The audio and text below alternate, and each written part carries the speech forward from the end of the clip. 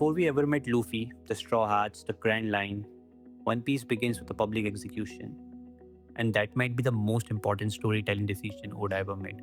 Because One Piece does not actually begins with adventure, it begins with a dead man changing the world. When most people think about the beginning of One Piece, they think about Luffy, the barrel, the straw hat, Shanks. But Oda starts somewhere completely different. He starts with Gol D Roger, and that's important because Roger is already dead. Think about that for a second. The main story hasn't even started yet, and the most important man in the world is already gone. That's unusual. Most stories introduce the hero first. They make the protagonist feel like the center of the world. But One Piece does not do that. One Piece immediately makes the world feel bigger than Luffy. It tells us that history already existed before Luffy. Legends were already there and the world already changing before Luffy was ever born.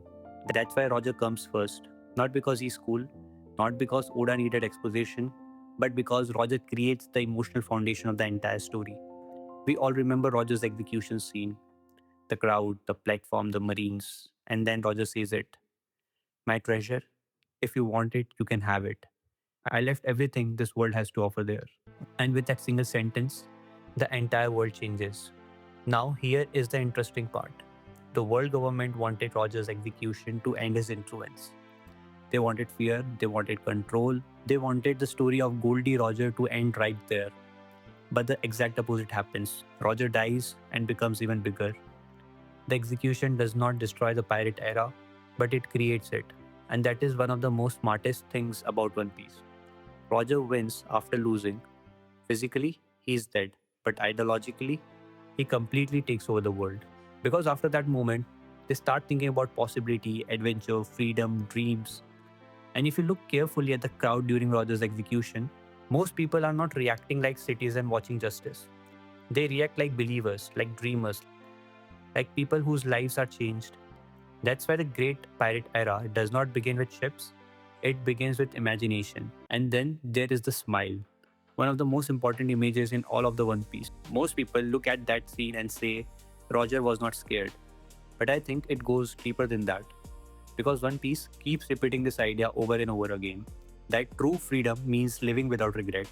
Roger is not smiling because death is easy, he is smiling because he already lived the way he wanted.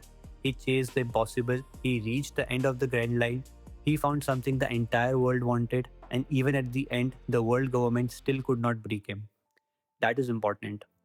Because One Piece constantly separates physical defeat from the spiritual ones. Roger dies physically, but emotionally, ideologically, he is untouchable. And honestly, this moment quietly explains Luffy too even before we ever met him. Because Oda is already teaching us what freedom looks like in the real world. It is not power, it is not status, it is not control. It is the ability to live completely according to your own will. And Roger dies with that freedom intact. After Roger, Oda shows us another important character, Shanks. And this transformation matters a lot because Roger starts the era, but Shanks passes its philosophy forward. That is his role in the story. And honestly, early One Piece quietly tell us what kind of man Shanks is before he even starts fighting. Look at the mounted bandit scene. The bandits insults him, they throw drinks at him, they humiliate him publicly, and Shanks laughs. This scene is way more important than people realize because the bandits thinks strength means intimidation, dominance, ego, being feared. But Shanks already understands something bigger.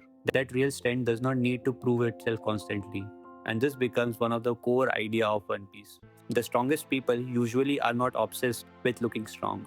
That's why the differentiation between Shanks and the bandits feels so different. The bandits are loud, but Shank is comfortable. The bandits need validation, but Shank doesn't.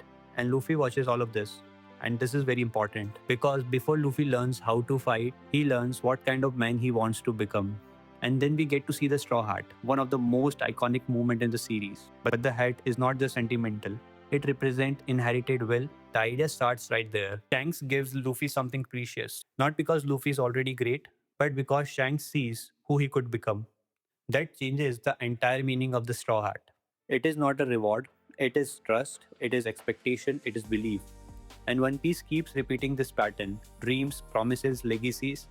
They move from one person to another, almost like people never truly disappear in the story. Their will survives through others, and honestly, that idea starts before the actual adventure even begins. And finally, the Seeking. Now, usually when people talk about this scene, they immediately start talking about power scaling, haki, whether Shanks planned it. I think the real meaning of this moment is much simpler and much more important.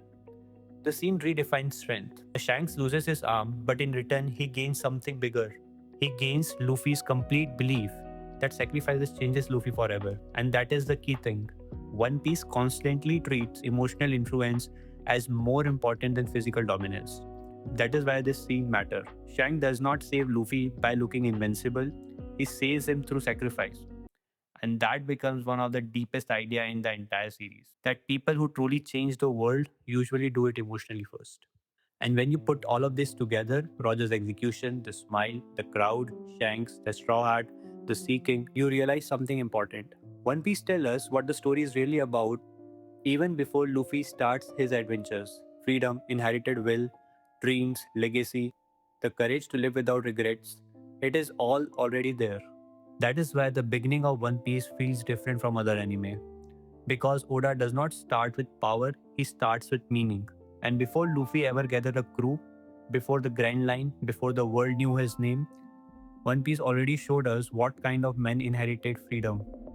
And the first person to truly recognize that in Luffy was Zoro.